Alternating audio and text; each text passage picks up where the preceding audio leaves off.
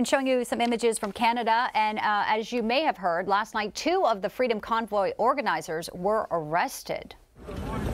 Get her on camera, boys. Light her up. Let's do it. See you later, Chris. Tamara Litch, who set up the GoFundMe crowdfunding campaign, was also arrested. Meantime, an Ontario government official losing her job after giving just a $100 donation, just $100 to the convoy. This was, of course, after hackers had exposed a list of donors from the crowdfunding website GiveSendGo. For more on this, we want to welcome in our Toronto correspondent, Michael Charbonne, who was in Ottawa yesterday. Michael, what are you hearing today on the situation there? Well, there's 15 sites that the police basically are going to be clearing today. They've established a fencing around the complete corridor. You can't get in, you can't get out. So basically, here we have a world G7 country whose center of politics and government is now crippled, stunned, and held at bay, if one would say. Parliament is not happening. There were 3 arrests, you're correct, Tamara Litch and Chris Barber. If you recall, I did an interview yesterday with Pat King.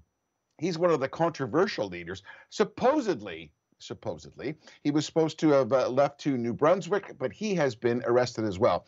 And legally, they've been charged with, this is what it's called, counseling to commit the offense of mischief.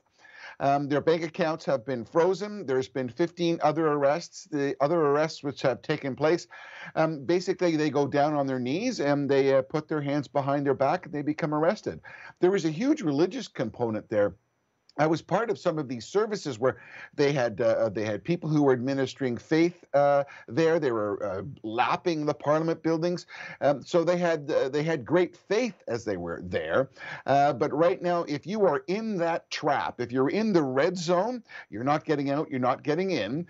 No more fuel, no more any types of wood or food. So basically, now they're starting to encroach upon it. And the final point I wanted to make is there is no military. This is not a military action. This is a civil police action. So there's no military there.